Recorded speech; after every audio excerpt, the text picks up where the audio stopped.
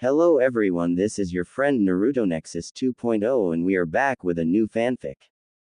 Which is What If Naruto Build Ultimate Harem with Mikoto Yugito Yuugao Mei Fu Kurotsuchi Tayuya Karui Hana and Anko, Part 1.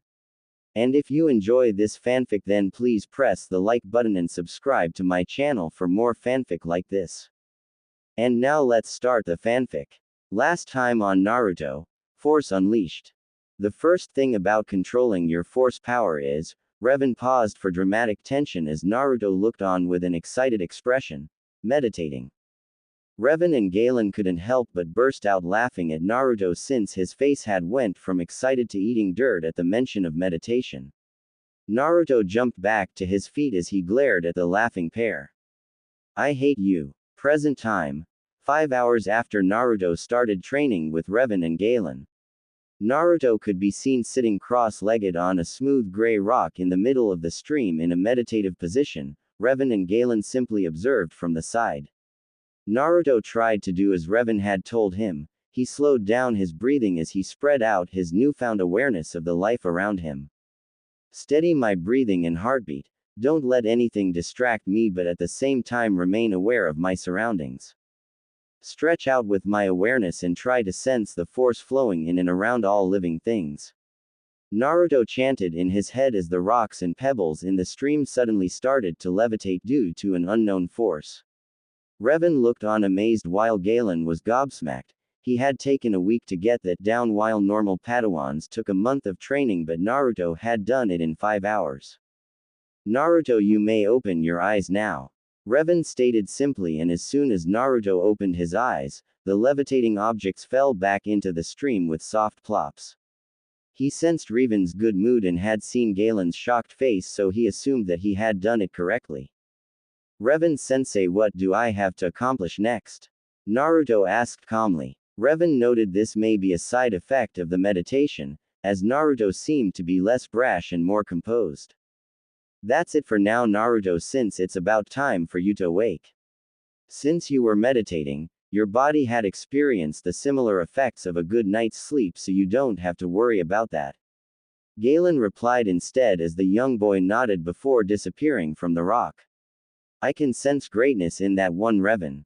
So do I, but as you know, power corrupts and we can only hope that Naruto does not succumb to the temptations of the dark side of the Force. Revan sighed as he seemed to relive memories of his life long past. Naruto's home. Naruto yawned loudly as he stretched and rubbed the sleep from his eyes before hopping off his bed and into the shower for a quick bath. Making his way out of the bathroom just 5 minutes later, he then realized that there was someone in his kitchen. Stealthily making his way to the kitchen, he was relieved that it only turned out to be the Sandaime Hokage, Sarutobi Hiruzen. Ohio Naruto-kun, am I right in assuming that you have yet to eat your breakfast? He said in a grandfatherly tone. Ohio Gigi. Nope, I just woke up and was going to grab a quick bite before heading to the academy. Naruto grinned but inwardly sighed as the Hokage didn't seem to see through the act. How about I treat you to some Ichiraku's ramen for breakfast, Naruto-kun, what do you say? Yada. Free ramen for breakfast, thanks Gigi. You're the best. Naruto shouted but inwardly groaned. Dear Kami, acting this obnoxious is seriously getting on my nerves. The Hokage and Naruto made their way to the ramen stand before sitting down and telling the chef their respective orders. Naruto saw from the corner of his eye that the Hokage was about to say something. Naruto-kun, where were you last night? Well, Gigi, I was on the way home when those mean people started to chase me around the village again, so I ran away from them. I ran for half an hour before I turned into a dead end and the people started to hurt me before I fainted when a burning sensation spread across my skin. Naruto recalled with tear-filled eyes and a quivering lower lip to add to the effect. Damn, I'm good. The Best Actor award goes to Namikaze Uzumaki. Naruto. It's going to be alright, Naruto-kun. I promise once you become a ninja that all these things will stop. Hiruzen comforted the child while his mind raced through the possibilities. It seemed young Naruto really didn't know what happened. The only logical reason is that the Kyuubi took over as a failsafe to protect him. You promise, Gigi? Then I'm going to be the best ninja ever. Datbeo. And when I'm strong enough, I will take that hat from Ujiji. Just watch me, I am going to be the best Hokage ever. Datbeo. Naruto boasted as he pumped a fist into the air. I feel like killing myself now, but I understand what Revan-sensei meant by hiding my skills. I'm sure you will, Naruto-kun, now run along. I'm sure Iruka is already starting to look for you since classes started 15 minutes ago. Hiruzen said as Naruto nodded his head enthusiastically before slurping down the remainder of his ramen and leapt off the stool in the direction of the academy. Iruka's class. Class, who can tell me what the... Iruka's question was interrupted by the slamming open of a door. Standing in the doorway was a panting and grinning Naruto. Sorry, Iruka-sensei. The Hokage wanted to talk to me about something over breakfast but forgot about the time. Naruto managed to get out between breaths. That's all right, Naruto. Just take a seat while I continue on with my lesson. Iruka sighed as Naruto thanked him before taking a seat between two of his classmates. Since Naruto failed the academy 3 times, this is his classmates during his first year attempt. Before I was interrupted, who can tell me what the bloodline of the Shadaime Hokage was and what it could do? Iruka asked, but Naruto tuned it out and focused on his force meditation instead. Wow, it's like I can sense where everybody is by their force presence. It seems like everyone has their own feel in the force. It's almost like seeing with your eyes closed. Naruto thought as he suddenly sensed an incoming object through his force awareness before reaching out a hand to catch the incoming duster with his eyes still closed. How? Who? What? When? Iruka stumbled over his own words as his jaw along with everyone else's was hanging off the hinges at the amazing feat. Naruto, how did you manage to catch that without looking? That's simple. I'm just that awesome. Naruto exclaimed loudly, causing 90% of the class to facefo while the remainder sweat dropped at the retarded answer. Never mind that now, just tell me what the Shadaime's bloodline was and what it could do. Iruka asked after he had recovered, causing Naruto to scratch his head sheepishly. It was something to do with plants or trees, right? He could make them appear from nowhere like magic. He was awesome. Naruto replied with his Dobi mask in place. Close but not really correct.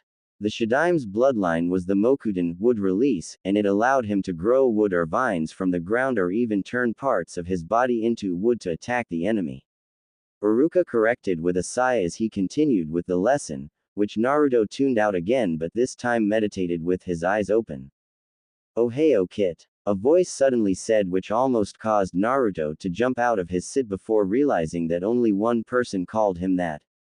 "Ohio Q-chan." Naruto greeted in return, which caused said demoness to blush at the additional suffix before mentally grinning. "Oh, Q-chan, now is it? Whatever happened to Kyuubi-sensei?" Kyuubi asked with a pout evident in her tone.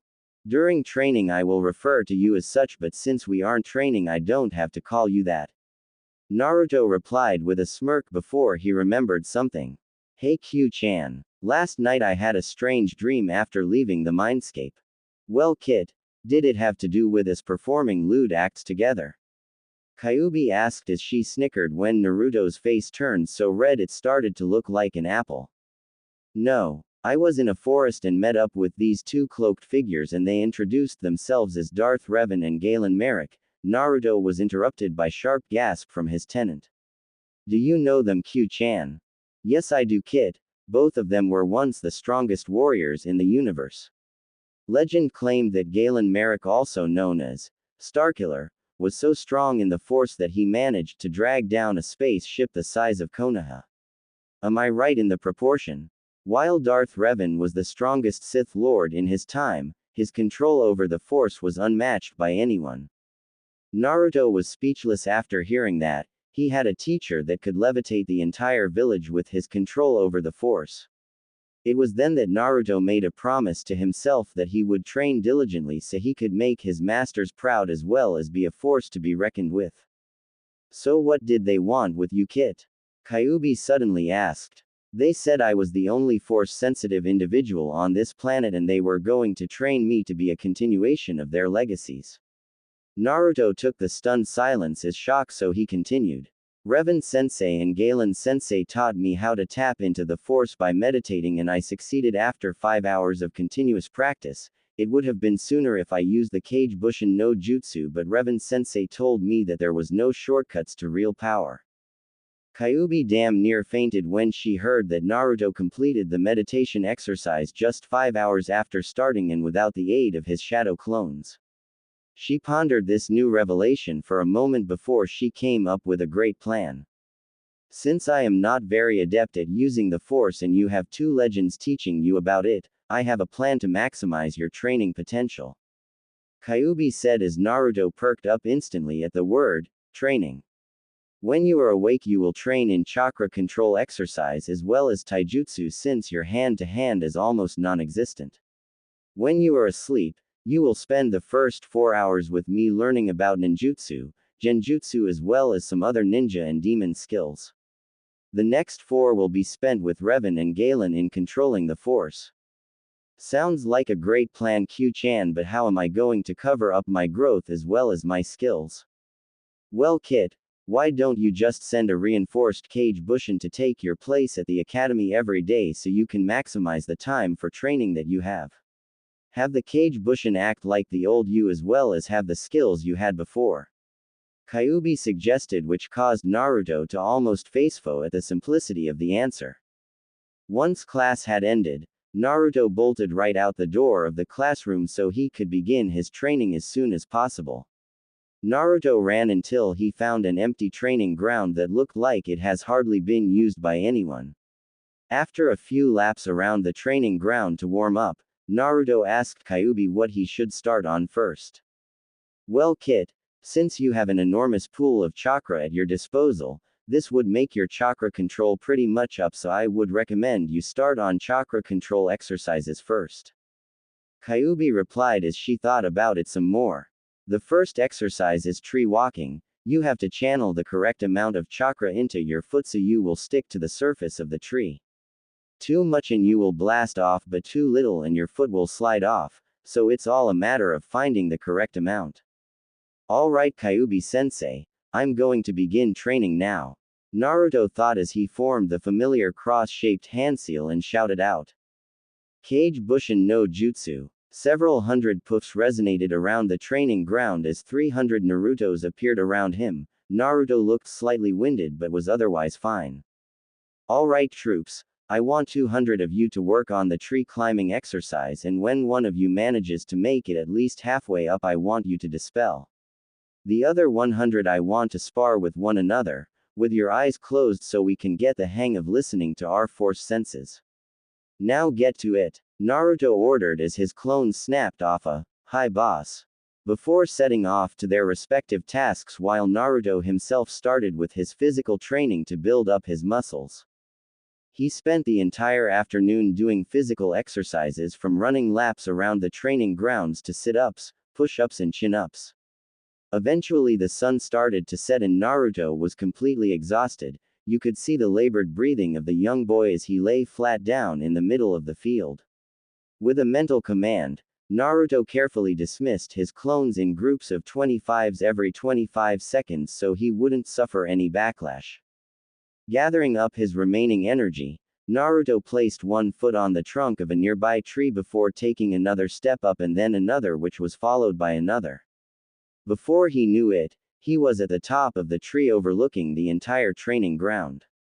Naruto gave a small smile at his accomplishment before carefully navigating his way down the tree and trudged back to his apartment for his nightly training.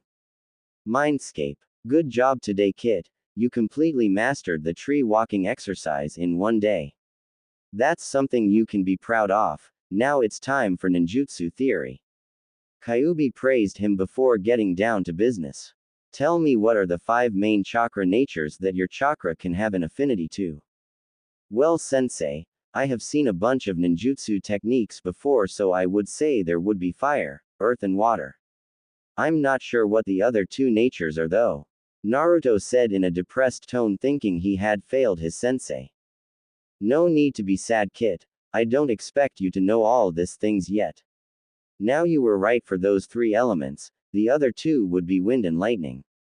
Kyuubi smiled at Naruto, who was listening attentively. Fire is an offensive element, earth is mainly defensive but can be offensive as well. Water is a balanced element with both offensive and defensive techniques, while wind and lightning are primarily offensive as well, though wind can be used as a defense in certain situations. I understand, sensei, but what element is my chakra aligned with? Naruto asked after listening to Kyuubi's explanation. From what I have observed from your chakra, you seem to have a godly affinity towards wind, but to make sure I suggest you steal some chakra paper from your Hokage tomorrow. Chakra paper is a special type of paper that channels your chakra and tells you what element you have an affinity to. If it is fire, it will burn. Water and it will turn soggy. Wind causes it to split in half, earth causes it to turn to dust, while lightning causes it to crumple up. So what are we going to be doing now, Kyuubi-sensei? Well, Kit, since we don't know your chakra affinity yet, I guess I will be teaching you how to use killing intent, ki, to aid you in your battles. Killing intent can do anything from causing your enemy to hesitate for a second to causing total fear-induced paralysis. Right now you won't be able to summon much due to your age, but will be able to do so when you are older. Kyuubi explained as she flicked his forehead, causing him to pout cutely. You can summon your ki just by thinking about something that makes you very angry and direct it at your opponent via your eyes, or you can release it over a wide area. Now I want you to try.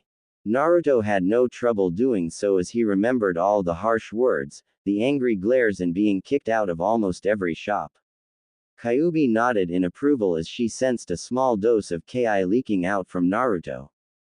That's good enough, Kit. You can stop now. She told him, but Naruto seemed unresponsive.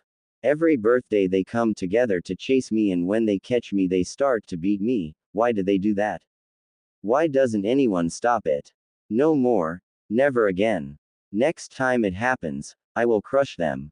Naruto roared in his mind as a huge blast of ki shot out from him in multiple waves. It was so strong it even caused Kyuubi to stumble a bit. Kit, stop. Kit. Naruto. There's no one here that is going to hurt you. Kyuubi shouted as she hugged the young boy to herself and calmly stroking his hair. Calm down, Naruto. Nobody is going to hurt you anymore. I promise I will protect you, okay? I will never leave you.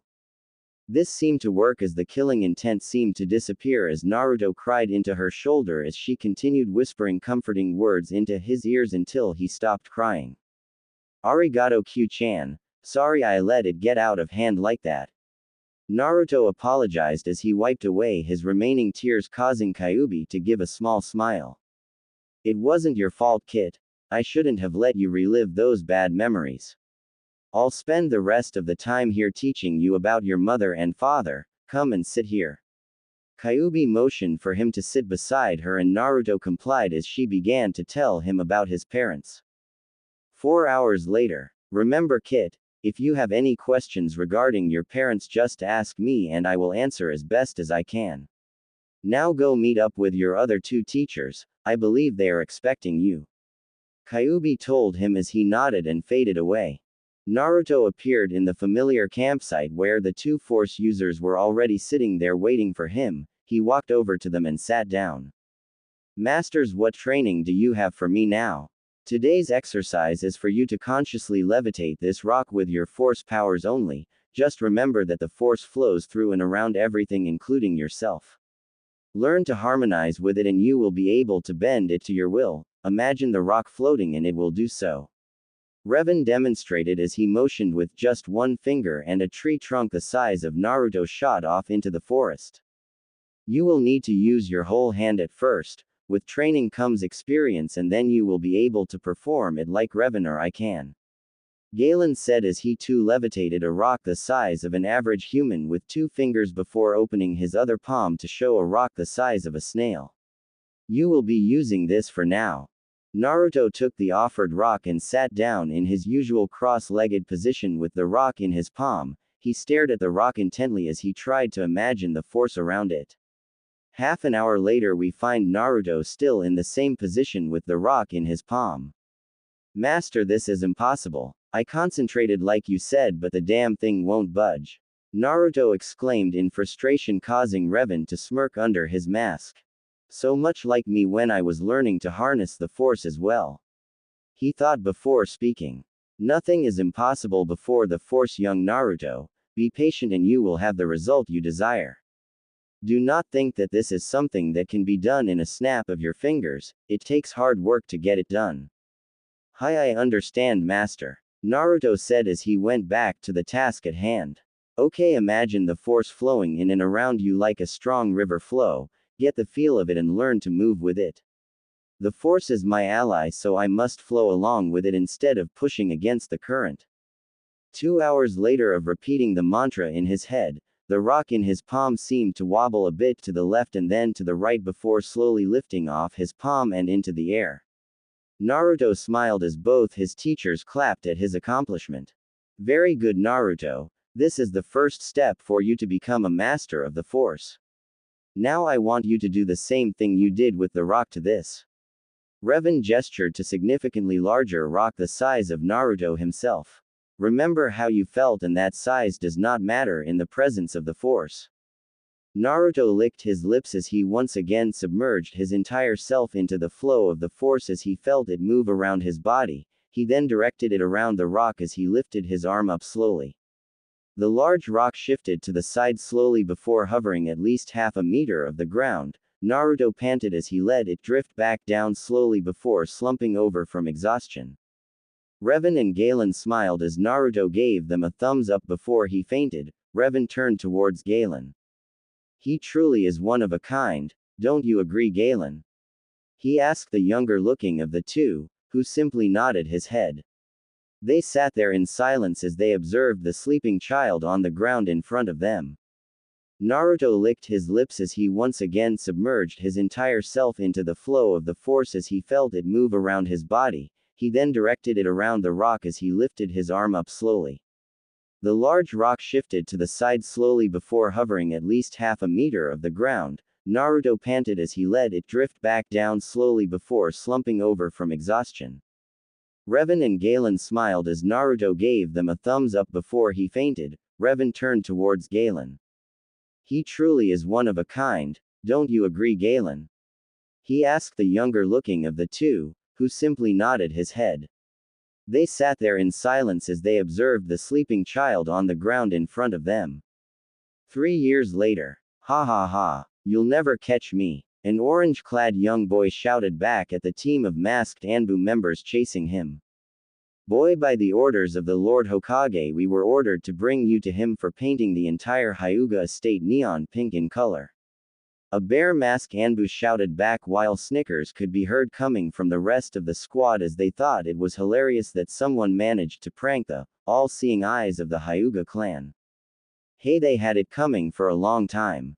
Now leave me alone so I can go and get some ramen to eat. Naruto waved at them merrily as he seemed to speed up before colliding with a loud oof with somebody in front of him. After rubbing his head, Naruto looked up into the frowning visage of one Yumino Iruka. Hey Iruka-sensei, I was just, on my way to class. That's it, I was just on my way there when they started chasing me. Naruto, you aren't fooling anybody, so drop the charade and come along. Iruka chastised the boy as he dragged him away to class as the rest of the Anbu squad disappeared to inform the Hokage. None of them saw a shadow observing their every movement during the chase. The shadow moved and revealed the face of a grinning Naruto. You say that, Iruka-san, but you don't even notice that isn't the real me. Has standards for ninjas always been this low? He chuckled slightly as he threw a hood over his head to obscure his face from the public. Naru-kun, you should know that not everyone has such advanced senses as yours, and only you have force powers. Kyuubi's voice echoed through his head. I know, Q-chan, but I thought an ex-Anbu such as Iruka-san would at least be better than this. Naruto retorted lightly as he stealthily made his way to the training grounds he had been using for the past 3 years. He ran through a series of hand seals before slamming both his palms onto the ground. Ninpu. Otofugen Shoheki no Jutsu. Ninja art. Sound silencing barrier technique. Alright, Naru-kun, now that nobody can hear you, I want to see what you have learned so far over the past 3 years. Start off with ninja techniques before moving on to force techniques. Kyuubi told him. Whatever you say, Q-chan. Naruto cracked his neck before walking on top of the water of a nearby stream whilst balancing a kunai on each fingertip and rotating them in a clockwise direction. After a minute or so of doing that, he suddenly flung all the kunai into the air and quickly drew out 10 shuriken and flinging them all at once. 10 sparks appeared in the air, signifying that all 10 shuriken had hit the 10 aerial kunai, causing them to alter their cause in midair and head towards Naruto. He just smirked as the kunai headed towards his body but suddenly veered off course when they came within half a meter of him. Futon. Fujin no Yoroi. Wind release. Armor of the wind god, Naruto whispered with a grin as the previously invisible wind armor phased into existence. The armor made it look like there was a mini hurricane over each of Naruto's limbs while numerous wind blades swirled around his form in a repetitive cycle. Naruto shivered slightly as he remembered just how many times he had injured himself when creating this particular jutsu. Kage Bushin no Jutsu. He shouted as 1,000 clouds of smoke appeared around the training grounds and drifted away, revealing 1,000 grinning Narutos. The clones charged at the original in groups of 2s to 3s as the original took on a strange taijutsu stance as he started to engage the oncoming clones. Naruto weaved in and around his opponent's attack as he used the force to sense incoming attacks, which he avoided with his ninja reflexes. Naruto started to counterattack with a barrage of punches and kicks made all the more deadly by the presence of the Fujin no Yoroi. A huge group of clones started to charge in from the east. Naruto sensed them easily and ran through several hand seals before taking a deep breath. Futon. Datappa. Wind release. Great breakthrough, he shot out a huge burst of air that slammed into the rushing clones and dispelled them instantly. The clones started attacking in larger groups as they tried to overwhelm their creator. Naruto sensed all of the remaining clones rushing towards him in a last-bit effort to disable him. Time to say goodbye, clones. Naruto tapped into the force as he felt it flow around him like a calm river. He started pulling all the force in the surrounding area towards him. This resulted in causing the charging clones to get yanked into a gravitational orbit around Naruto as he clenched his fists tightly before throwing his arms outward. Gekutai Sa Seru. Force repulse. The stored up force energy immediately blasted outward in a huge wave and blew back all the clones in a massive explosion of force energy. Naruto panted slightly from the sudden expenditure of the force. He grinned despite himself and stumbled back onto his. How's that for going all out? Naruto asked aloud, knowing Kyuubi would still be able to hear him. Very impressive, Naru-kun. Now I believe it is lunchtime and you should take a break after that spar. Kyuubi replied in a proud tone as Naruto nodded in agreement.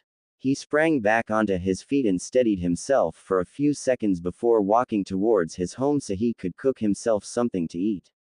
Naruto had realized that he could not live off ramen, so he decided to take up cooking as a pastime, and he found out that he was apparently very good at it.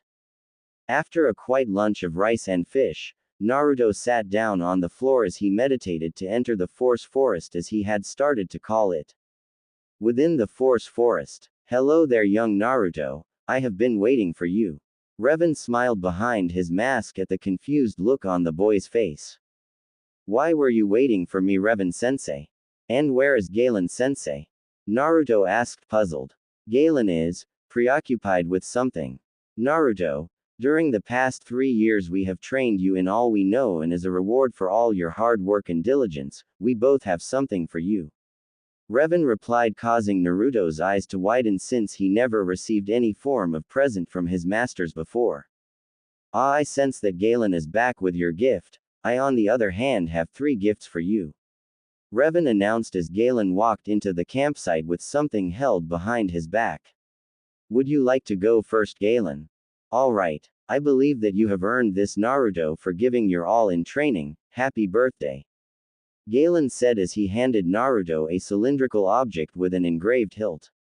Naruto felt his eyes widen for 2 reasons, the first one being that he had forgotten today was his birthday. Second being that the object handed to him by his master was a lightsaber. He never thought he would own such a legendary weapon. Arigato Galen sensei. Naruto stammered out as he accepted the weapon into his hands. Galen gave him a nod to activate it, and he did so with a snap hiss of the blade. Naruto marveled at the pearl-white blade that emitted from the nozzle of the cylinder. The blade itself was white as snow with a black glow around it. It's beautiful, Master Galen. I will cherish it always. Come here, Naruto. It's time for my gifts. Revan beckoned him over with a gloved hand. Naruto obediently moved over as Revan too handed him a lightsaber. Naruto took it into his hands and ignited it with another snap hiss. The blade this time was black as midnight with a menacing red glow about it. It seemed to scream danger to anyone who saw it. It's amazing as well, Master Revan. I will guard it with my life. Naruto bowed as Revan pet his head. Naruto, the next two gifts are linked to one another. I want you to wear my armor and take my name when I am gone. Revan crouched in front of Naruto as he looked him from eye to visor. Promise me, Naruto. But where are you going to? Naruto asked uncertainly as Revan and Galen shared a sad glance before sighing and turning back to Naruto. We are finally going to join our family and friends as one in the unifying force. Naruto started to tear up as he let out a soft sob as he didn't expect the two men who had trained him from 3 years ago to be gone from his life so suddenly. Revan and Galen brought him into a three-way hug as they comforted the boy they had begun to see as a younger brother. I know it's hard, Naruto, but we have delayed ourselves long enough, and in the end we are all a part of the Force, so I want you to promise me, Naruto, take my armor and continue my legacy. Revan told him softly as Naruto wiped away his tears and nodded once. I promise, Revan-sensei. I will miss you guys a lot, Naruto admitted as the two men had similar smiles, though you could not see Revan's one. Goodbye, Naruto, and may the Force be with you. They said in unison as their bodies seemed to fade away into blue particles that swirled around Naruto once before floating away into the forest. Naruto just stood there as he felt a sudden surge in his force power before he too faded out from the force forest for the last time. Mindscape. Kyuubi was lying on her bed reading a random book Naruto had generated inside of the mindscape. Apparently Naruto had turned the sewer-like place into a 2-story house around 2 years ago. The book was about a knight who battled against numerous monsters and demons to regain his honor and ended with him succeeding the current ruler of the kingdom and marrying the princess before living happily ever after. Where's my happily ever after? Am I just a demon for someone to kill so they can marry a princess? Kyuubi thought as she sighed before flinging the book into the corner of the room. Wow, what's wrong with the book? A familiar voice called out as she turned her head and saw an amused-looking Naruto holding up the book she had thrown. Overused plotline, Kyuubi joked with a small smile before she seemed to notice the somber aura around Naruto. Hey, what happened? Revan-sensei and Galen-sensei have gone on to join the Force. He finally said as his voice cracked as tears threatened his vision once again. I promised Revan-sensei that I would continue his legacy, and I intend to do so. They must have taught you everything they knew already and believed you would advance from there on your own 2 feet. Kyuubi reasoned as Naruto nodded and sniffed while he wiped away the moisture from his eyes. I guess you're right, Q-chan. Naruto sighed as he fiddled with the switch of his lightsaber, catching Kyuubi's interest. They left you a lightsaber. 2 lightsabers, one from each of them. Naruto corrected as he thumbed both of them to life, one blackish-white blade and one reddish-black blade. Naruto swung them in a few basic strokes while Kyuubi watched the deadly light show the blades seemed to weave. He eventually thumbed them off as he slumped onto the bed. You must miss them already. Kyuubi voiced his thoughts aloud as she pulled him into a hug as the tears he held back started to fall as his shoulders shook with every gasp of air he took. I can't believe they're gone, he cried onto Kyuubi's shoulder as she rubbed his back soothingly until the tears finally died down as he brought himself back under control. Thanks, Q-chan. Anytime, Naru-kun. It's normal to hurt when you lose someone that is precious to you. Kyuubi released him from her hold as she unconsciously noted that she had felt complete with Naruto in her arms. Promise me you won't leave me, Q-chan. I don't think I would be able to continue on if I lost you too. He admitted as he looked at the demoness beside him, who flicked him on the forehead with 2 fingers. Baka, didn't I promise you that I would never leave you? Why don't you meditate? It looks like you could use it to clear the depressing thoughts from your mind. Kyuubi suggested. I think so too. Naruto went into the lotus position as he closed his eyes, once again clearing his mind of all thoughts and synchronized with the force flow around him. He could sense the presence of Kyuubi beside him before spreading out his awareness across the entire village when he was suddenly hit with a powerful jolt in the force. Naruto's eyes snapped wide open as he clutched his chest with his hand, causing Kyuubi to look at him worried. I sense a disturbance in the force. It sounded like multiple cries of terror before they suddenly vanished from the force altogether. He said in a disturbed tone before fading from the mindscape and appearing back in his apartment. He saw a storage scroll in his lap that wasn't there before. He quickly unsealed it to reveal his 2 lightsabers and a modified version of Revan's armor and cloak. In a split-second decision, Naruto decided this would be a good time for the legend of Darth Revan to make itself known once more. He tore off his clothes in a second and started to don the armor of his deceased mentor. He stood in front of a mirror and for a moment he thought he was looking at his mentor. Due to all the physical training Naruto had been doing for the past 3 years, he now stood at an impressive 1.6 meters for his age and was built solidly but not overly so. The armor's color scheme seemed to have been altered since the plates were now completely black with red trims and the visor was now a glaring crimson. Damn, I look cool. Now I know why Revan-sensei always chose to wear his armor around all the time, either that or the fact he didn't have any clothes under it. Naruto thought before he threw the black hood of his cloak over his helmeted head and vanished in a swirl of leaves. Uchiha District. Sasuke had a smile on his face as he raced back home after the academy had ended. He had aced his test and couldn't wait to tell his parents and Itachi. He cheerfully greeted the Pocky store owner on his way back. He never knew what his brother found so enjoyable about the snack. As he rounded the corner leading to the clan grounds, he paused as he sensed that something wasn't right. His smile vanished as he increased his speed to his home. Why do I smell blood coming from the direction of the clan grounds, and is that sulfur? Sasuke thought as he ran through the clan gates and was greeted by the horrific sight of bloodied and cut-up bodies of various clan members lying on the ground. What the hell is going on? Sasuke started to panic as he tried to process the images in his mind before running off in the direction of his home, hoping that nothing had befallen his parents or sibling. Foolish boy. Mikoto tried to scream as her recently deceased body of her husband slumped to the floor in front of her, but not a single sound escaped from her lips.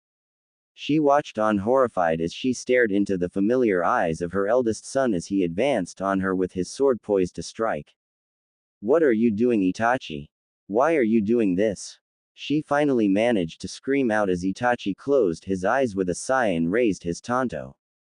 Sorry, Ka-san. With that, Itachi swung his blade in a sweeping arc, expecting the familiar sound of steel cutting through flesh. Instead, what he got was the sound of steel impacting against steel. He opened his eyes to see a crimson visor staring right back at him. What do you think you're doing? The armor-wearing individual asked in a metallic voice. His right hand was outstretched and had blocked his blade with his gauntlet. Get out of my way. This matter does not concern you, stranger. Itachi replied in his usual monotone voice as he tried to assess the threat level of the newcomer. It became my business when I see you trying to harm such a beautiful woman.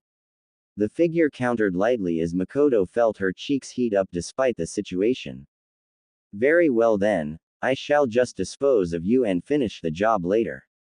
Itachi jumped backward to create some distance before blurring out of existence and reappearing behind the individual. He went for sweeping side slash at neck height. The figure just blocked it with his left gauntlet before swiftly spinning around and placing his palm against Itachi's stomach. Ketone. Chikara no Pushu. Force release. Force push, the metallic voice whispered as Itachi suddenly flew backwards due to an unknown force that emitted from his opponent's palm. Ketone. Itachi thought in confusion as he hacked up a mouthful of blood. He was suddenly assaulted by the memories of a clone he had ordered to patrol the grounds for any survivors. Clone memories. The clone jumped on top of a pole to better view the area. He immediately spotted the running form of his little brother. He knew he couldn't kill his brother as he loved him too much, so he thought of a plan to give his brother some motivation to get stronger. Sasuke ran through the blood-soaked streets as he hurried to his house when suddenly his brother appeared in front of him. Just as he was about to hug him, Sasuke noticed that Itachi was dressed in his Anbu uniform and his tanto was covered with fresh blood. Aniki, what did you do? Sasuke asked in confusion. Itachi's clone just looked at him with indifference before examining the blood-covered blade of his tanto. Just killing this sorry excuse for a clan. What? Why are you doing this? Sasuke shouted in outrage. To test the limits of my power. Nothing more, nothing less, Itachi replied simply as he looked Sasuke in the eyes. I won't kill you today or tomorrow or even next week, but I will come for you eventually. So run, foolish little brother, and cling on to your pathetic existence, hate me and use that hatred to grow stronger. Why, Aniki, why? Sasuke whispered as he looked into Itachi's eyes that suddenly changed into a tri-bladed shuriken. Because I simply can, Tsukuyomi. Moon Reader, Sasuke heard Itachi say before his world suddenly vanished and he found himself in a black and red world. Welcome to my world, little brother. In here I control everything including time. For the next 72 hours you will watch me slaughter the clan and our parents repeatedly. Itachi's clone watched as Sasuke screamed and curled up into a ball after 3 seconds. Damn, I used up my remaining chakra using Tsukuyomi. Back to present. So that's what my clone did. Never mind that. I have to focus on this battle, although almost half my chakra went into that clone. Itachi thought as he wiped the blood from his lips and stood back up. Why don't you just leave, Itachi-san? I don't feel like hurting one of the few people who actually bothered to save me from the mobs when I was young. The figure suddenly said, causing Itachi's eyes to widen comically. This guy is Naruto. When did he get so strong? Looks like I can't finish the mission. Itachi sheathed his tanto and looked at Naruto directly.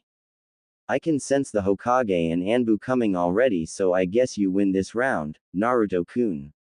Itachi smiled slightly before leaving via a quick shunshin, leaving behind an amused Naruto and a gaping Mikoto. This person who defeated Itachi, an Anbu captain at age 13, is none other than Uzumaki Naruto. Mikoto thought as Naruto sighed and threw back his hood before removing his helmet. Mikoto blushed as she saw the angular face and wavy blonde hair that was slightly matted down due to sweat. Without the whisker marks he would look like a carbon copy of Minato. Naruto turned and looked at Mikoto before glancing at the corpse of Fugaku. He crouched down beside her and checked her for injuries. Areo injured in any way? No. You arrived just in time, arigato for saving me. Mikoto smiled slightly as Naruto just chuckled and replaced his helmet and hood.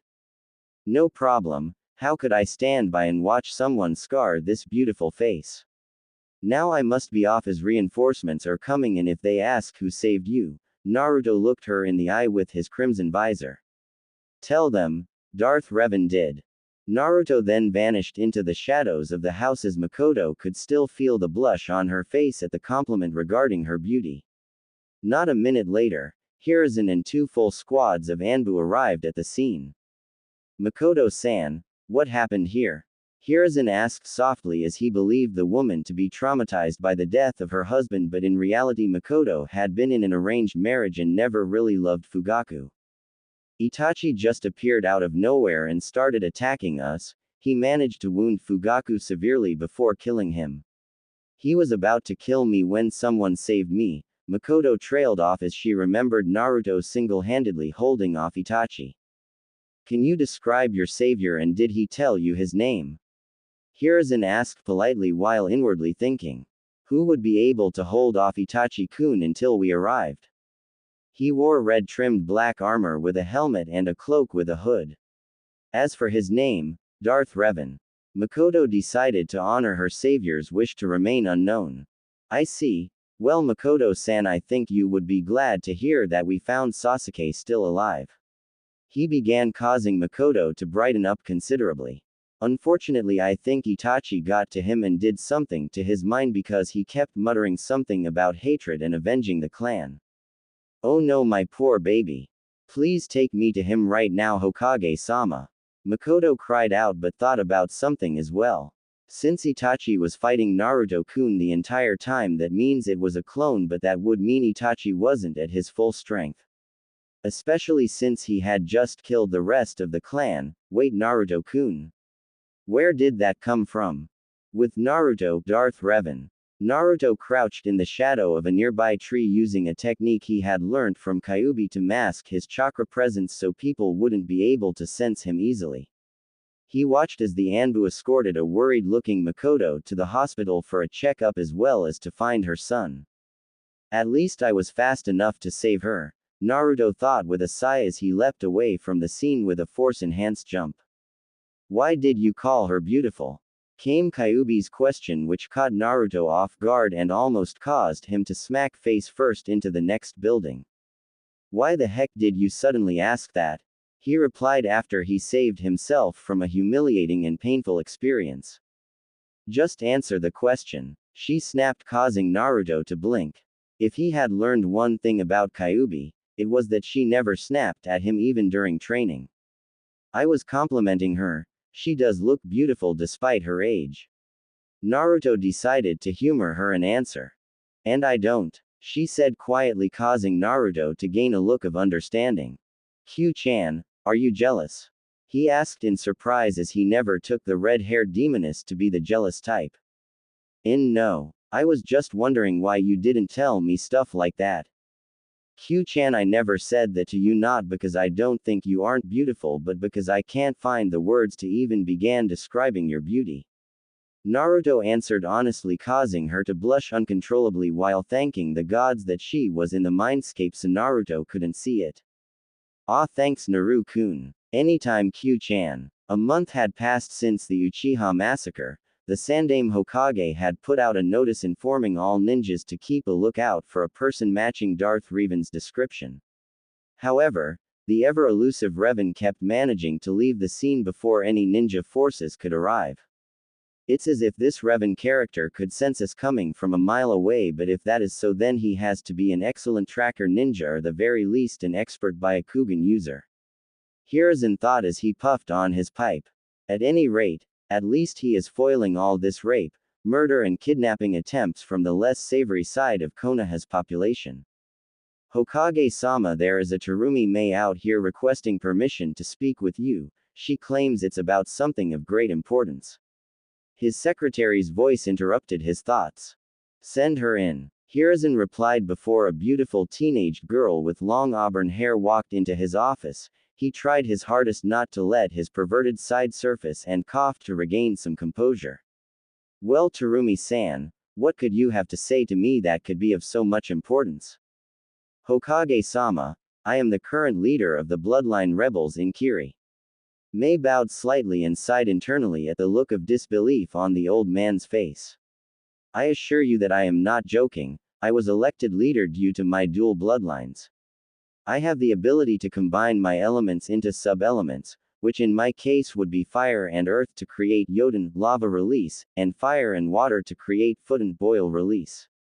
Most impressive for someone your age, so what have you come to ask of me, Terumi-san? Hiruzen asked as he took another puff of his pipe. I have come on the behalf of the Kiri rebels to plead our cause to you since Konoha respects their bloodlines. We hope that you would be so kind as to send some reinforcements to aid us in defeating the current Mizukage, Sanbi no Yugura of the Three Tails. Mei stated plainly without any beating around the bush. Hiruzen tapped his pipe as he seemed to be lost in thought and looked at the portraits of the former Hokages on the wall. What would you guys do, senseis, Minato?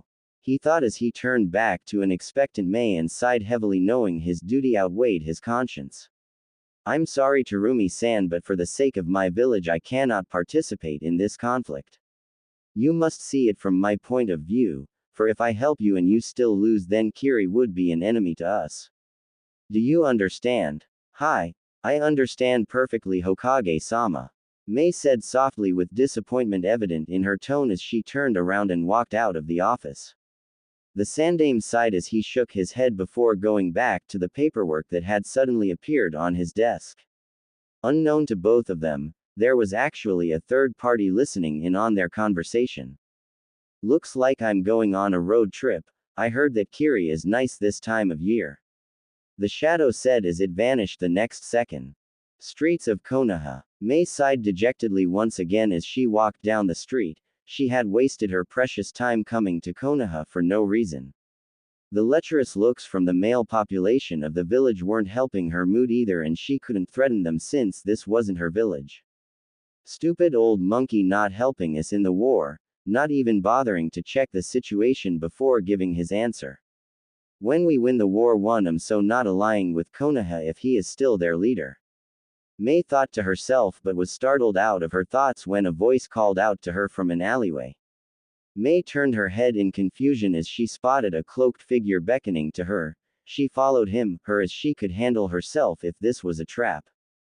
Mei-san, I heard that you might require aid in your rebellion against your village's current leader.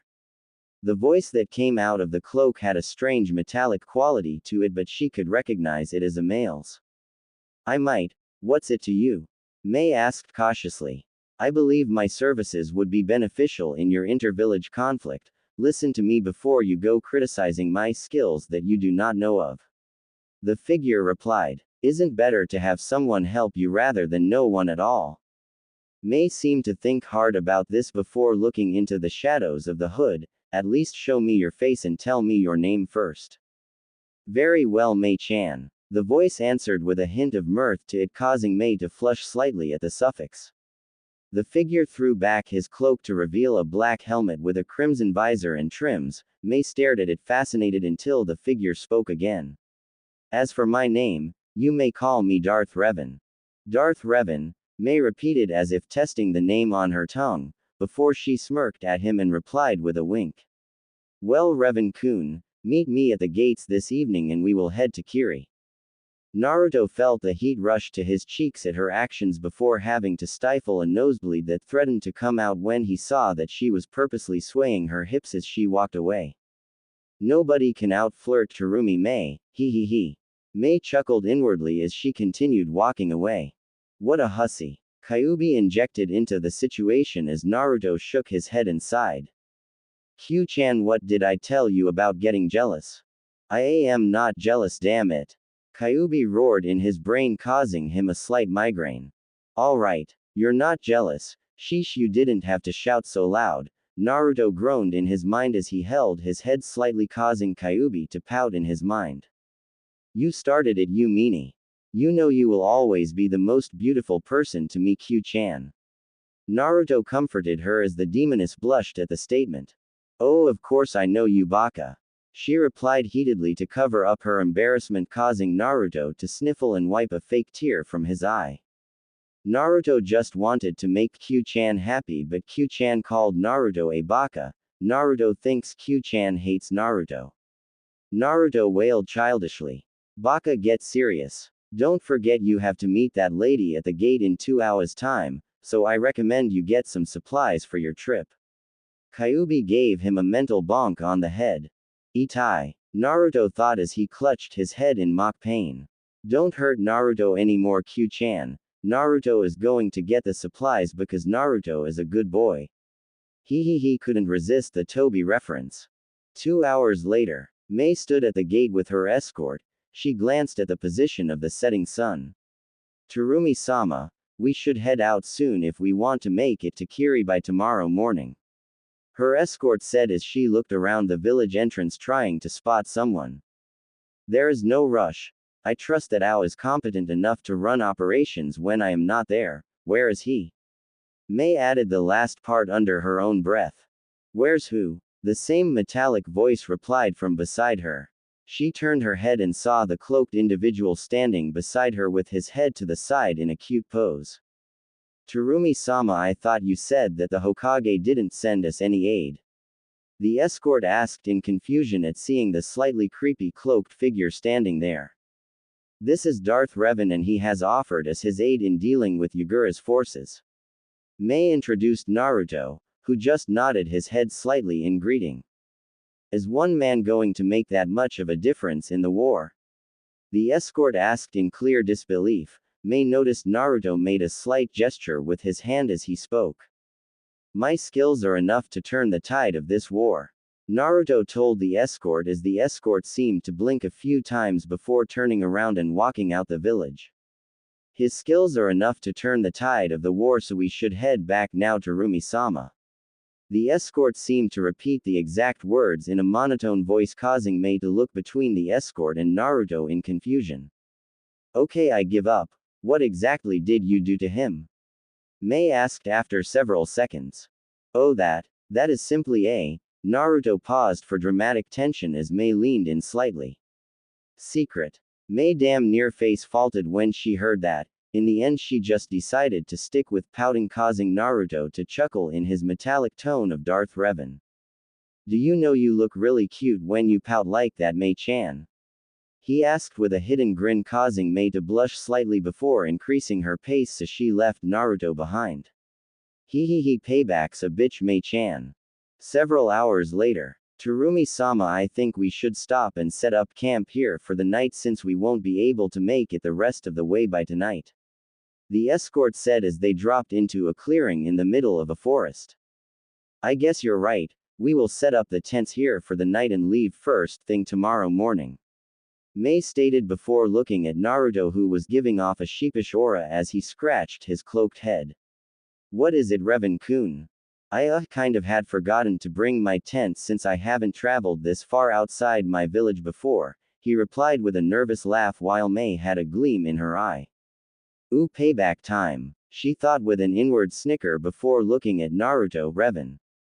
Well, since you don't have one, then you could share mine. Mei trailed off suggestively, causing her escort to splutter incoherently until Naruto did the hand wave gesture again. You have no problems with us sharing a tent? Naruto muttered under his breath as the escort repeated the same words and went back to setting up the tents.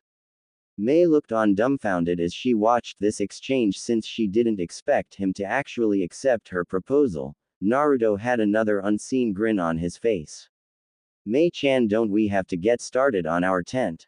Huh. Oh, right. Mei blushed heavily as she helped Revan, Naruto set up their tent and they entered it together once it was up. Naruto took off his helmet with a hiss of air escaping and shook his sweat-matted down hair back into its original spiky position. He stiffened when he heard a gasp from behind him. God damn it. I totally forgot we were sharing a tent. Naruto groaned in his mind before turning around to address the situation at hand. Wow, who knew he was this hot under that helmet? Mei thought with a blush when Naruto turned around and couldn't help but study his handsome visage. Well, this is my true face. Naruto sighed as Mei looked at him with a puzzled expression that Naruto thought looked cute on her. Why do you wear a helmet that covers your entire face when there are no deformities for it to cover up? She asked him, causing Naruto to sigh as he knew there was no backing out now. My real name is Uzumaki Naruto and I am the Jinchuriki of the Kyuubi. Yes, the same Kyuubi that attacked around 8 years ago. The Yondaime couldn't defeat it, so he resealed it into me. The villagers hate my guts for containing the Kyuubi, so they regularly beat me for that. I wear the mask so that they won't recognize me, and as a promise to a friend passed on. To suffer so much and still retain your sanity. Wait a minute. You are only 8 years old. Mei suddenly exclaimed, causing Naruto to chuckle and scratch his head. My appearance is a side effect of all my physical training for the past 3 years and accelerated growth due to containing Q-chan inside me. Q-chan. Mei voiced out confused. Oh, the Kyuubi is a she and is actually very nice when you get to know her, and she only attacked on that night due to a genjutsu-influenced bloodlust. Naruto replied simply while Mei just blinked 3 times to process the information before pointing at the sky. Ha. Take that, you stupid bastards. The strongest tailed demon is female. She shouted, suddenly causing Naruto to sweat drop. I think I was wrong about her, Naru-kun. She and I are going to get along really well, Kyuubi mused in his mind, causing Naruto to sigh. Well, Mei-chan, I guess that's it for an explanation. Now let's turn in for the night since we have another long day ahead tomorrow, he said with a yawn to emphasize his statement. Sure, Revan-kun. Good night, Mei chirped with amusement in her voice. Night, Mei-chan, Naruto murmured as he fell asleep almost instantly.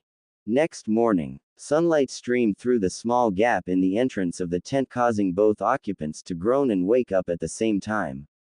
And they awoke in a rather interesting position. Mei had sometime during the night rolled on top of Naruto's sleeping form and snuggled into his chest while Naruto had one hand over her in a protective fashion.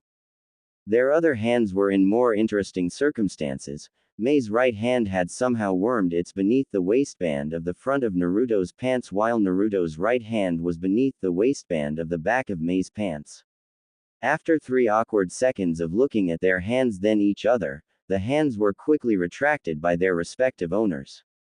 I didn't mean for that to happen, Naruto blushed madly as he apologized whilst thinking. Damn, she has a soft yet firm. Me too, it must have happened when we were sleeping, Mei replied with a similar blush on her face whilst thinking. Dear Cammy, he's only 8 years old and I estimated that he is already 6 inches. Breakfast made for an awkward ordeal as the escort looked at the pair in confusion, since whenever one of them caught the eye of the other, both would turn away immediately with blushes on their respective faces. After finishing their breakfast, Naruto and Mei agreed never to bring up that memory again, or at least in the presence of company. I believe that if we went by yesterday's pace, we would arrive in Mizu no Kuni, Land of Water, by mid-afternoon. The escort said as Mei and Naruto nodded in agreement before moving off in the direction of Kiri. Naruto was conversing with Kyuubi mentally about the so-called Sanbi no Yagura, the current leader of Kiri. Last I heard about the Sanbi was when Kushina overheard Minato discussing with his advisors about Kiri sealing the Sanbi into some baby by their leader at the time. Kyuubi growled at the thought of Kiri sealing the Sanbi just to be used as a weapon. Was the Sanbi attacking their village at that time? Naruto asked mentally as he continued moving despite the inner conversation he was having. That's the thing. Sanbi-chan was one of the gentlest of us all and wouldn't harm a living thing without good reason, yet the damn Mizukage at that time sealed her just to make a weapon for his village. Good thing he died soon after the sealing, the world doesn't need trash like that. She snarled in reply, causing Naruto to frown slightly.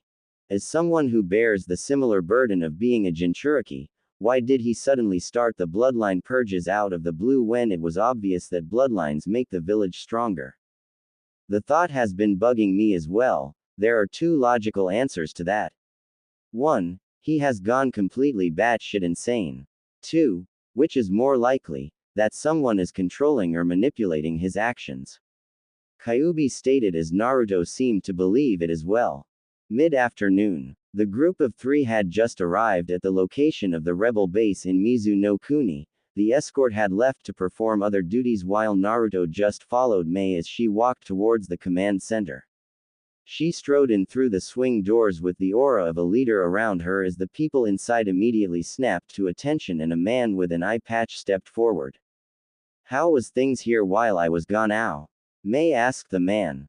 We are still holding our ground, Mei, but we won't be able to for much longer if we don't get reinforcements and supplies. By the way, who is he? Ao jerked his thumb in the direction of Naruto, who was leaning against a wall as he observed the 2 talk. His name is Darth Revan and he offered us his help despite his village turning us down. Revan, this is Ao. He's my second in command and an old friend of mine. Mei introduced the 2 and they shook hands.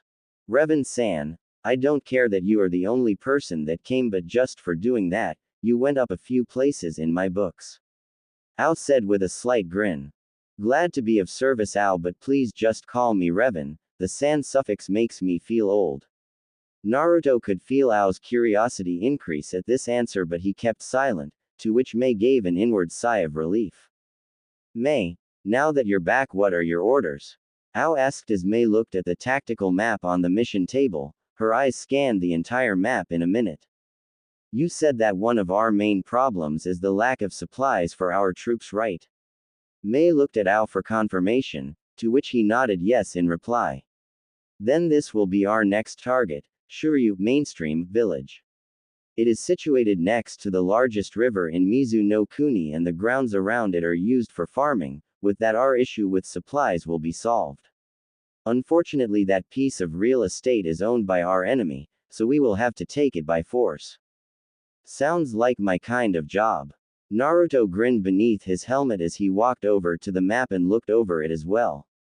There, this narrow passageway. He pointed at a small path between two vertical cliff faces. The path was only wide enough for 8 men to walk side by side. If you can get your men to lure their men through this pathway, then I will handle the rest. What exactly could you accomplish by having my men run through a narrow corridor with the enemy directly behind them? Mei asked suspiciously. Why, I'm going to wipe out their entire force. Naruto replied, simply causing everyone in the room to look at him as if he were crazy.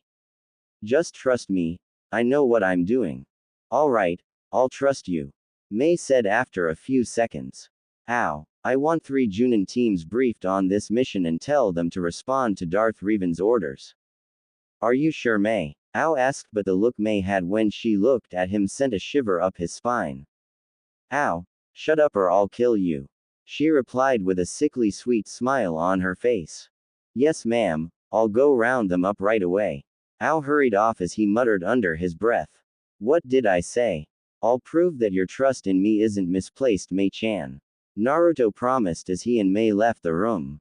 It better not be or I will melt your balls off, Naru-kun. Mei answered in the same sickly sweet tone she used with Ao as a shiver went up Naruto's spine as well. Meanwhile in Konoha, Mikoto sighed as she watched her son arrive home after the academy only to head to their clan's training grounds immediately afterward. Once he had recovered from his ordeal, Sasuke had turned from the happy kid he was into an ego-driven brat that only lived to serve the purpose of killing his brother and avenging the clan. Instead of a cheerful greeting and a hug when he returned home, all she got now was a grunt that signified that he was heading to the training grounds. I want my baby boy back, Mikoto thought in sadness. I wonder how Naruto-kun is doing. Will he ever forgive me for not helping him despite the fact that I was his mother's best friend? A knock on the door interrupted her train of thoughts. She opened the door and sighed inwardly. It was another ninja that was trying to ask her out on a date. Why couldn't they take a hint and stop bothering her? Mikoto-sama, my name is Mizuki and I was wondering if you wanted to get some dinner with me. The silver-haired Chunin instructor asked. Mizuki-san, how many times have I told you that I am not interested and that I am still recovering mentally from the massacre of my clan by my son? Mikoto placed emphasis on the last word. She was tired of this guy since he had asked her out around 4 times in the past month. She closed the door in his face as she went back into the house to make dinner as she knew Sasuke would stride back into the house around evening and demand food. How dare that bitch turn down my offer not once but 4 times in the past month. Mizuki fumed mentally as he walked back to his apartment before an idea popped into his head. Just you wait, Mikoto-chan. Soon you will be mine. Mizuki started to whistle happily as he increased his pace back home since he needed time to draft the speech he was going to give the council. Back in Rebel Base, Naruto stood with his arms crossed as he observed the 9 bloodline-wielding Junin standing in front of him, all of which were staring at the imposing figure of the black and red armored individual who was to be their mission leader. As you have been briefed by Ao, my name is Darth Revan. You have been told to follow my orders and I want any of you who are unsatisfied to voice it out right now. Naruto's metallic voice rang out through the room. Hell yeah, I got a problem. Why do we have to follow your orders? You just popped out of nowhere and we don't even know what abilities you have. A recently promoted Junin shouted. Naruto noted he had the distinct characteristics of the Hazuka family. Naruto merely raised his hand in a choking motion and the Junin immediately felt his windpipe start to constrict. he grasped at his throat as if trying to pry off the invisible hands around his neck. Just as he was about to pass out, Naruto dropped his hand and the guy fell onto the floor gasping for air like a half-drowned man. "Anybody else want to question me?" he asked darkly as the rest of the Junins shook their head quickly, clearly not wanting to experience whatever he had used on the rookie. "Excellent. I believe you have been briefed on the plan, so I expect to see you all up and ready by the time the sun is rising." The gathered Junins dispersed to begin their mission preparations, leaving Naruto with the still recovering rookie. Naruto sighed softly as the guy flinched when he had placed a hand on his shoulder and hauled him to his feet. "What's your name?" Naruto asked simply. "Hazuka Kenjutsu, sir." Kenjutsu added as an afterthought. "You don't have to call me that when we aren't on the battlefield, Ken. Mind if I call you that?" Naruto asked the bewildered Kenjutsu. Not really. My fellow shinobi call me that all the time," Kenjutsu replied in confusion. "One moment he is all scary, then the next he is all buddy-buddy like, what the hell?" "Listen, Ken. What I did to you was just my way of making sure that everyone stayed in line. Your reasons were solid and would normally apply, but I am not normal," Naruto explained as he walked Kenjutsu through the base to his room. "Tomorrow's mission isn't going to be easy, and I am not going to say that it is, so I have to make sure there will be no insubordination before the actual mission occurs. This way I prevent unnecessary deaths on the mission due to conflicting orders. Do you understand where I am coming from?" "I guess I actually do understand now that you explained it." Kenjutsu stopped just outside his room and faced Naruto and held out a hand. "Looking forward to what else you can do, Revan, and I guess I'm sorry about earlier." "No need to apologize, Ken. You were just doing what any rational ninja would do in that situation, but as I said before, I'm not normal."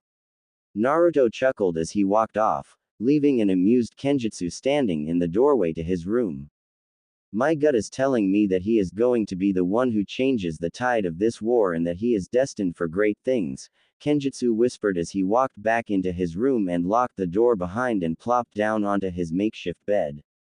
"And my gut has yet to fail me." Inspiring speech, Naru-kun. Kyuubi's voice echoed through Naruto's head as he paused momentarily before resuming his walk. "I don't want their deaths to be on my mind. They're good people fighting for a good cause, and I want as many of them to make it out the other side as possible," Naruto thought in reply. "A noble thought, Naru-kun, but at the end of the day, no matter who wins the war, there will always be dead to mourn," Kyuubi reminded him. "I know, Q-chan. That's why I'm making it my duty to end this war as fast as possible. War brings nothing but loss, and loss leads to pain. Pain leads to anger, and anger leads to hate. And those feelings are what lead to people straying down the dark path. For the force is neither light nor dark, as it is the person who decides which path they choose to take." Quoting your old sensei now, Naru-kun. "Next thing you know, you will be teaching your own apprentice," Kyuubi joked as she tried to lighten the mood. "The only people I will ever teach would be my own children." Naruto snorted as he finally reached his room and unlocked the door before entering and relocking it behind him. Kyuubi blushed as she imagined her as the mother of Naruto's kids. The image of her and Naruto chasing around blonde and redheads appeared in her head. For that moment in time, Kyuubi would trade anything in her possession, including her demon powers, just to make the image a reality, but alas, the image faded into the back of her mind as she found herself still in the mindscape. "Q-chan, you there?" Naruto's voice broke her out of her depressing thoughts as she faked a yawn to cover up her lapse in attention.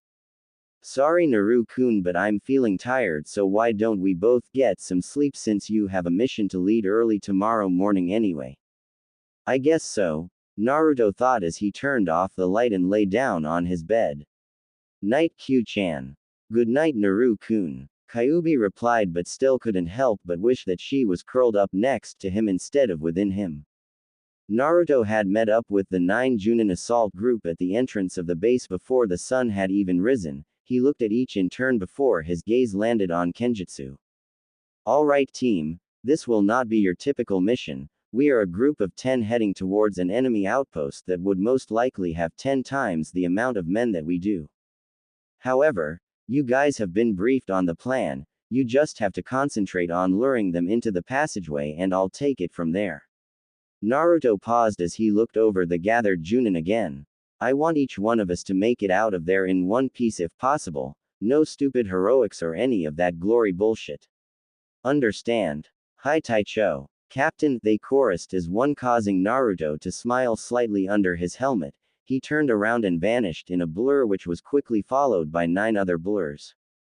After an hour of continuous running, the group finally arrived at the outskirts of Shuryu village.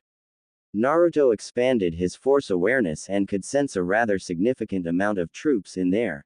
He pulled out a piece of paper with the layout of the village on it. This is the barracks where most of their forces will be concentrated. Naruto pointed to a rectangular gray block that was situated in the middle of the village. Once we start raising hell, expect a lot of enemy troops to start pouring out of this building. Your job is to lead them through the passageway and get out of there as soon as possible.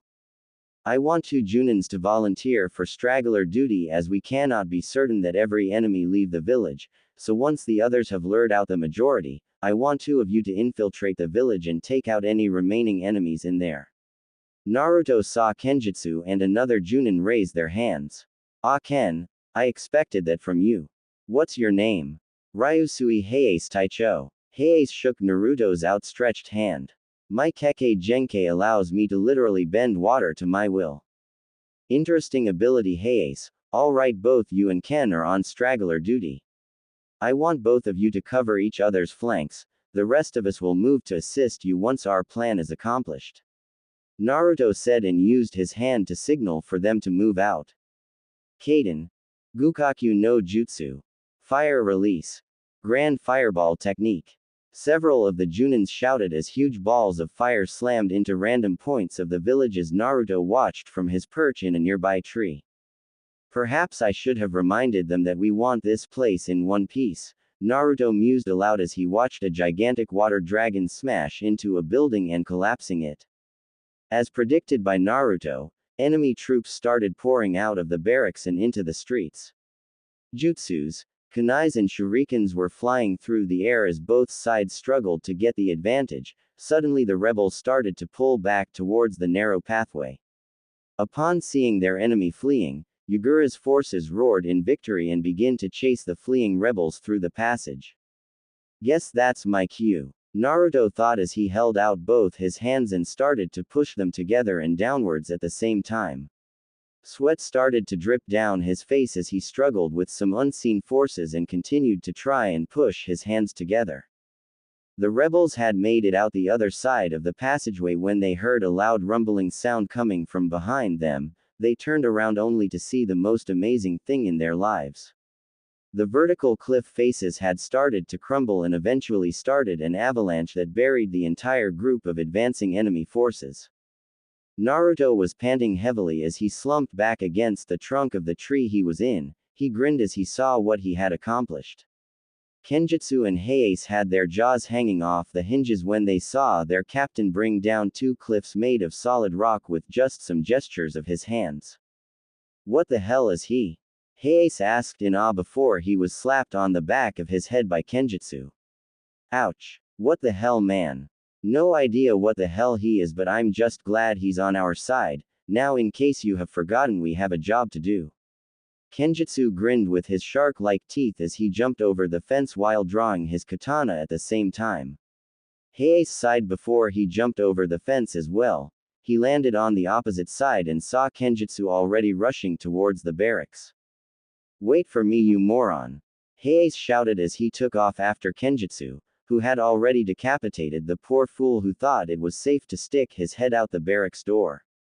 He saw another Chunin heading for Kenjutsu's back as he was too occupied fighting with another Junin.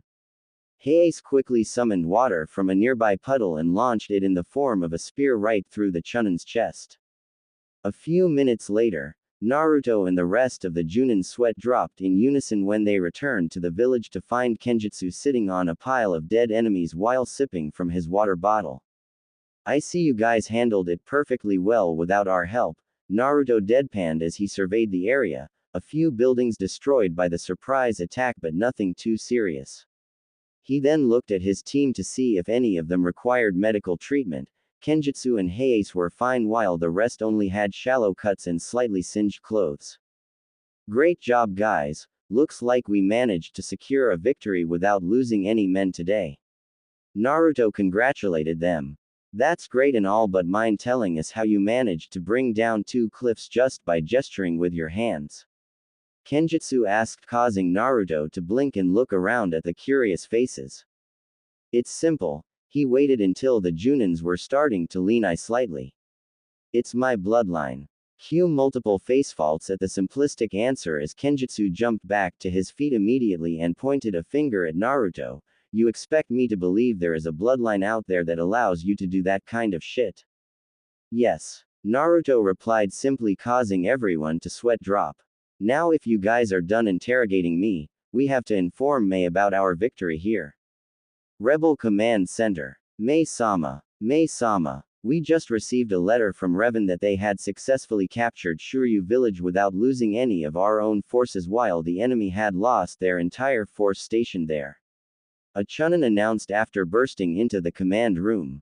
That's excellent news. Ow. I want as many available troops as possible to go and occupy Shuryu village as soon as possible. Someone write a reply that states I want Revan back here immediately.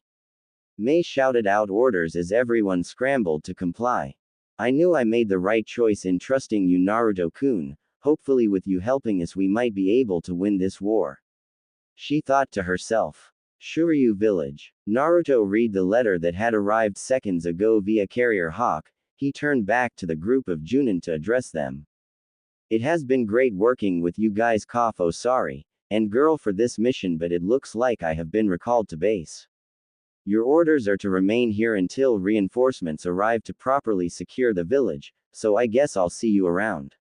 Naruto took turns shaking each of their hands while the only female of the group gave him a hug and peck on his helmet's cheek, causing the guys to snicker. Naruto gave them one last nod before dashing off in the direction of the base. He grinned suddenly at the memories of his dispelled clone. Clone's memories. As soon as the original Naruto had left the village, a shadow slowly inched away from its hiding spot before trying to make a break for it. The shadow was revealed to be an enemy Chunin that had somehow managed to evade detection. He ran as fast as possible to warn his cage about what happened. Unfortunately for him, Naruto had sensed him easily and created a cage bushin to intercept him, which resulted in the Chunin skidding to a halt when he saw the imposing figure of Darth Revan in front of him. How are you here? I saw you leave in the other direction. The man exclaimed in fright as he tried to look for a possible way out. Revan merely held out his hand with a grasping motion, causing the Chunin to suddenly start floating off the forest floor. The man panicked as he struggled to break free of the force grasp. How are you doing this? The man shouted in fear as he failed to break free. It won't matter to you since you won't be alive long enough to tell anyone. Now you will tell me everything you know about Yagura's forces. Naruto growled as the man suddenly laughed. Ha ha ha. And what makes you think I will tell you that? You will tell me everything you know about Yagura's forces. Naruto pushed as much force power as possible into his suggestion. I will tell you everything I know about Yagura's forces. The man's will broke under Naruto's control over the force. Flashback no Jutsu Kai. Apparently the Chunin had a lot of information regarding Yagura's forces, from troop number to the deployment schedule for the coming week. This information would be vital for planning ambushes as well as making plans for the future. Naruto had granted the man a quick death by snapping his neck. Naruto had finally made it back to the base to find Mei waiting at the entrance for him. He grinned under the helmet as he strode towards her. Mission accomplished, Mei-chan. Naruto saluted playfully as Mei chuckled. I have to say it's a job well done, Revan-kun. Mei replied using his alias as there could be people listening in. Do you have anything you wish to report? As a matter of fact, how would you like to know the deployment schedule for Yagura's forces for the coming week? Naruto asked with an unseen grin as Mei's eyes widened comically at that statement. Why you managed to acquire that kind of sensitive information? She asked in disbelief, causing Naruto to roll his eyes behind his helmet. Do not underestimate the power of the Force. Naruto quoted his deceased master. Is that what your bloodline is called? Mei tried to prod him for information. Naruto decided to place some trust in her as she did with him. Not really. My bloodline has yet to be named, for I am the first person to manifest it. My bloodline allows me to tap into the natural energy of the planet, and no, it is not chakra. Naruto explained as best as he could. From my understanding, chakra is a mutated form of the Force. Chakra is a mixture of physical and spiritual energy that are generated within the body of living things. However, the Force is the energy of the universe. It surrounds everything and binds us together, from plants to humans to the very planet itself. The way you describe it makes it seem like you can do anything with it. Mei concluded from the explanation. Well, not everything, but almost nothing is impossible when you are a master of the Force, which I am only an adept at it. Naruto sighed as he reminded himself that he had more training to do. Interesting. Now what was it about Yagura's deployment plans? Mei shifted the conversation back on track. Well, I do know he is planning a few strike runs here and there, mostly to trick you into keeping your forces thinned out. However, his real plan is to lead his entire army to march on this very base. Naruto drew on a piece of map of Mizu no Kuni, circling the places he had pointed out. That means, Mei paled as she realized what would happen if Yugura were to lead his army straight for their base. Yes, it means he is going to end this war with one final decisive strike. He still thinks that he has the element of surprise that is something we can use to our advantage. Naruto said as he tapped his chin repeatedly.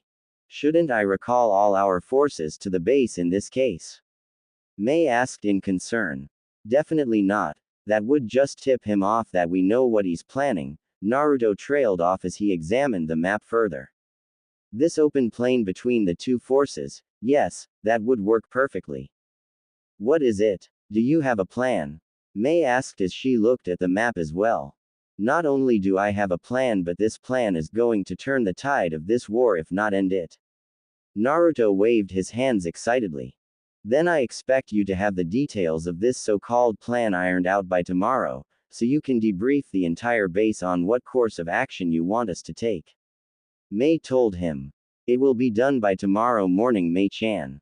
Naruto rolled up the map and sealed it into a storage seal on the inner side of his cloak. Good. I have some routine checkups to perform now. Would you be interested in joining me? Mei asked with a slight blush. Who in the right mind would decline an invitation to spend time with such a beautiful woman? Naruto smirked when he saw Mei's blush increase in intensity. The first stop is the canteen to grab something to eat, and we will make our way from there. Mei said once she had her blush under control again. Naruto nodded his consent as he walked side by side with her to the mess hall. He heard snatches of conversation along the way. Hey, see that armored guy beside our leader? A Chunin nudged his friend walking beside him. Of course I do. What's the matter? I heard that he was the leader of the 10-man team that had secured an enemy outpost and wiped out the entire force stationed there without losing any men. No way. That's the guy that I've been hearing about. I won't want to get on his bad side. I heard he had almost killed a Junin without even touching him. I agree, man. I heard the rumors that said he managed to collapse 2 cliffs just by making hand gestures. Seems like someone is becoming quite the star around here. Mei whispered so other people wouldn't overhear. What can I say? When I do something, I do it to the best of my ability. Naruto shrugged his shoulders uncaringly as they continued walking. Oh really? Tell me, Revan-kun, does that motto apply to the bedroom as well? Mei cooed seductively. Wouldn't you like to know, Mei-chan? Naruto countered instantly, causing Mei's brain to run through several scenarios that left her panties slightly damp. Naruto had a small grin under his helmet that he had finally gotten the last say against the auburn-haired female beside him. Konoha's council chambers. Mizuki, you better have a good reason for asking us to gather here today, or it's going to be your head on a platter. A fat merchant grunted as he plopped down into his seat. I agree with him, and why isn't the Hokage here? Hyuga Hiyashi sat with his arms crossed as his pupilless eyes gazed upon the form of Mizuki standing in the middle of the chamber. I apologize, esteemed members of the council, for gathering you here today, but I assure you that it is for the betterment of Konoha. And as for why Hokage-sama isn't here, that is because this meeting does not require his presence, so I did not want to distract him from his work. Mizuki grinned inwardly as the council members seemed to settle down after his explanation. So for what purpose have you called us here for, boy? An old, bandaged man by the name of Shimura Danzo asked as he tapped his cane impatiently on the wooden floor. Dear council members, I am sure all of you remember the night we lost the majority of the Uchiha clan to Uchiha Itachi's rampage. Mizuki began as a murmur broke out through the chamber. I believe that we may begin the restoration of the great Uchiha clan faster than we had imagined. Please elaborate on what you mean by that, Mizuki-san. Akamichi Shuza inquired politely. Since Sasuke-san is still not of the correct age to begin repopulating the Uchiha clan, I suggest we start with Mikoto-sama first, as she is still of the prime age to give birth. Mizuki replied, which immediately caused Inuzuka-sum to burst out of her seat. How dare you try and make my friend a breeding factory for a clan of thieves? Sum shouted in outrage, barely controlling herself from tearing the man into tiny shreds. Inuzuka-sama, I didn't mean it like that. Mizuki stammered slightly as he didn't know that Mikoto had a friend on the council. Then tell me exactly what you meant when you said that. Sum snarled but had sat back down in her chair, causing Mizuki to let out a mental sigh of relief. I meant that she should remarry soon and have kids. That way we can ensure that the Sharingan does not die out completely should anything happen to either Mikoto-sama or Sasuke-san. Mizuki said. And who exactly is she to marry, huh? You. Sum growled lowly as if warning him to try anything funny. If she does not find anyone to marry by the end of the coming week, then why shouldn't I marry her? Mizuki countered the statement, causing more discussion among the council members. Troublesome, if she were to find someone else to marry before then. Nara Shikaku asked before Sum had another outburst. Then she would bear that man's children and marry him, simple as that. Mizuki replied a little unsurely this time. Shall we pass a vote on this then? Mitoman Homura asked. The Inuzukas do not accept such a ridiculous request. Sum growled. The Nara clan also object this request. Shikaku said in a bored tone. The Akamichi clan does not support your decision. Shuza said. The Hyuga clan does not support this request. Hiyashi said, but for the reason that he didn't want the Uchiha clan back. The Yamanaka clan objects as well. Inoichi said. The Aburame clan does not support this request. Shibi said in his usual monotone voice. In the end, only these 6 clan heads had opposed the request while the remaining 9 council members approved it, leading to a grinning Mizuki as his plan was accomplished. I can't believe those old farts on the council approved of that absurd request. Sum shouted as she threw her hands into the air in frustration. Troublesome, but there isn't anything we can do except give her a heads up regarding the matter. Shikaku sighed as he placed his head back on the table. Shikaku has a point, Sum. Who knows, Mikoto might actually find someone by the end of next week. Shuza suggested. Unlikely, but you may be right. I guess I'm heading to Miko-chan's home to warn her first. Sum walked out of the council chambers and made her way towards the Uchiha district. Uchiha household. Mikoto was cleaning up after lunch when she heard someone knocking on her front door. She mentally prayed that it wasn't that annoying Mizuki again. She dried her hands on a nearby towel before heading to the door and opening it slowly to reveal Sum standing at her doorstep. Sum-chan. This is a surprise. What are you doing here? Mikoto smiled slightly, but that disappeared when she noticed the frown on her friend's face. Is something wrong? Miko-chan, I believe this conversation would be better suited within your home. Sum told her as Mikoto quickly invited her in and locked the door behind them. What's bothering you, Sum-chan? Mikoto asked once the pair had sat down on the sofas in the living room. Sume sighed heavily before repeating the events in the council chambers up until she decided to warn her about it. Mikoto had a horrified look on her usually beautiful face after hearing the lengths Mizuki had gone through to get her for himself. I'm sorry that I couldn't do anything to overrule their decision, Miko-chan, Sume said apologetically. It's alright, Sume-chan. I know that you couldn't do anything in that situation. Mikoto had a small smile on her face as she tried to think of a way out of this. So, do you have anyone you would consider marrying? It would be better that you marry someone you actually like instead of that bastard Mizuki. Sume spat his name out like it was poison. I'm not really sure.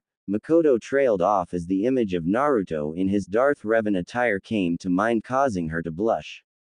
Unfortunately for her, Sume had caught sight of the blush and was currently smirking up a storm. Oh, Miko-chan has a crush already, huh? So who's the lucky guy who caught your attention? Sume teased. Sume-chan. Mikoto whined with a pout before finally crumbling under Sume's relentless questioning. Fine, I'll tell you on the grounds that you don't tell anyone else. Who do you take me for? Sume grasped her chest in mock hurt, causing Mikoto to giggle slightly. Well, it's the guy who saved me from Itachi during the massacre. Mikoto admitted reluctantly. You mean that Darth Revan guy that has been stopping all the crime in Konoha recently? Sume asked. I thought you said he was wearing a cloak and helmet. He was wearing a cloak and helmet, but he showed me his face before he left. Don't tell anyone I told you that. Mikoto looked at Sume seriously, who agreed to keep her mouth shut. So, was he hot? Sume asked suddenly with a feral grin. Mikoto blushed as she remembered the angular features, the wild blonde hair, the feral whisker marks and calm cerulean eyes. You could say that. With Naruto's reinforced Kage Bushin in Konoha, Naruto's clone had just escaped capture by the Anbu squad yet again when he spotted the lone figure of Shimura Danzo exiting a worn-down building. Now what could be in there that could be so interesting? The clone thought as he stealthily hid in the shadows of a nearby alley until he was sure that Danzo had left before moving towards the building. He spread out his force awareness and found that there was a dim but still readable source of life inside. His curiosity piqued at this. Let's see what you have to hide from the Hokage, Mr. One-Eyed Mummy. The clone thought as it scaled the side of the building and entered through a broken window. He slowly made his way towards the faint force presence.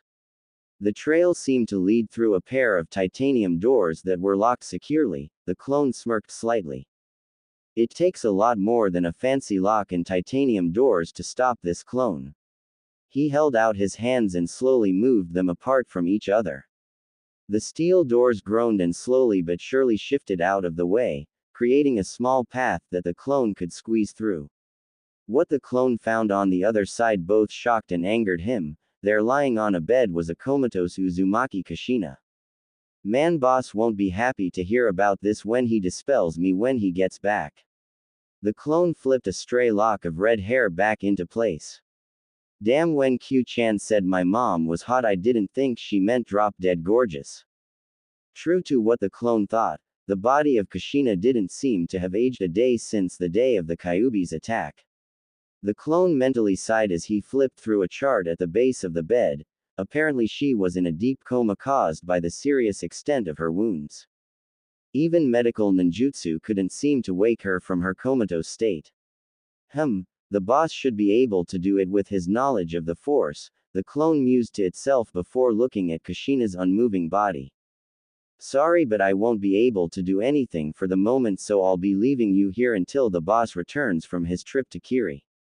The clone told the body as if it could hear him. The clone left through the gap and used the force to shift the doors back into their correct position before exiting the building via another window. With Naruto in Mizu no Kuni, Naruto had spent the day walking with Mei through the base. They talked about their respective childhoods and about their likes, dislikes, hobbies and dreams. Naruto still didn't trust her enough to tell her everything, but he told her more than what he would tell other people. So that's the entire base that we have seen today. I guess it's time to hit the sack. Mei yawned and stretched out her arms to emphasize her tiredness. Well then, I will see you tomorrow morning for the briefing, Mei-chan, good night. Naruto waved back at her as he walked down another corridor towards his room. Mei watched him leave with a slight look of longing before shaking herself out of her stupor and heading back to her own sleeping quarters as well. Naruto unrolled the map and placed it on his bedside table as he examined it more thoroughly to make sure that the plan he had thought up would be executed without a hitch. What do you think of the plan, Q-chan? He asked for his tenant's opinion. I think it's like the rest of your plans, bothering on insane and genius. Kyuubi replied honestly. I'm not sure to take that as a compliment or an insult. Naruto's sweat dropped. It's up to you how you see it. By the way, what are you planning to do with Sanbi-chan inside the seal on Yagura? Kyuubi asked. I'm not sure yet, but she should be released upon the death of her host, right? Since her seal isn't the Shiki Fujin, so releasing her from it shouldn't be too much of a hassle. Naruto sighed as he tried to determine how Yagura fought. It would be obvious that he would be proficient in water ninjutsu since they are in Mizu no Kuni, but did he use taijutsu as well or any form of weaponry? Naruto knew that Yagura was able to fully control the Sanbi and take on her beast form during a battle, which would be problematic. I guess I will have to rely on my skills in both the force as well as chakra to keep me alive during the battle. Naruto thought as he finalized his plans before turning in for the night. Next morning, Naruto stood beside Mei as she addressed the entire base of rebels. He noticed that Kenjutsu and Heiase were part of the crowd, so that means Shuryu village was now secured. Rebels of Kiri, we have been fighting Yagura for the past year and a half now, as he believed that people with bloodlines should be killed. We have seen our fair share of both victory and defeat, but a major event is going to take place that will decide the winner and loser of this war. I now leave you with Darth Revan, as he is the one who came by the information as well as thought up a plan to counter it. Mei gave him a nod as she stepped down from the podium. I am a mercenary that was brought in by your leader to help in your war efforts. I didn't do it for money but for the reason that war only brings about suffering. The information that I acquired through my own means state that Yagura is going to launch several fake attacks at these locations. Naruto gestured to multiple places on the giant map behind him. However, the true target is this very base. Yagura plans to spread our forces out to thin and then smash us in one decisive blow. Muttering started to break out among the crowd when Naruto had told them about Yagura's true intention. Many people started to question their chances in winning the war. But Naruto paused as he gave the crowd time to settle. We have the element of surprise since Yagura believes that we don't know his true intention, so I have devised an ambush that would catch his army off guard. This open plain between both the bases is the perfect spot for it. The rebels will use earth jutsus to excavate the area underneath this plain into several tunnels. We will then line these tunnels with exploding tags that we will set off when they are crossing the field. In the midst of their confusion, we will attack from the surrounding forest. Silence reigned through the briefing room after Naruto had finished explaining his plan, until Kenjutsu started to break out into laughter. Ha ha ha. Another crazy plan, Revan. Don't worry, man. I got your back. You have my support as well, Revan. Heiase added as Naruto gave them a nod of acknowledgement. You can count on us as well, Revan Taicho. The group of Junin he had lead chorused as the rest of the crowd roared their approval of the plan. Naruto sighed in relief as he believed the most difficult part of the plan was getting the rebels to actually go along with his plan. He saw that Mei and Aower gave him nods of approval. He smiled under his helmet as he walked over to them. Damn, I've heard of some crazy plans in my life, but this one really takes the cake. In my time, shinobi faced each other on the battlefield face to face. Ao ranted on again about the old days, causing Naruto and Mei to develop a common twitching eyebrow. Ao, shut up or we'll kill you. They both said in unison with the same sickly sweet voice and smile, though you couldn't see Naruto's as he had his helmet on. Sorry.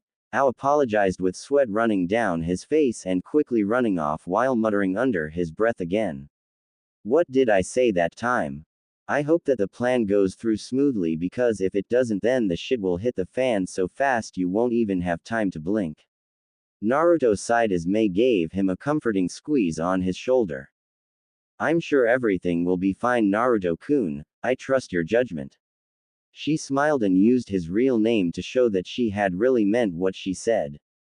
Arigato Mei-chan, but I want you to promise me something.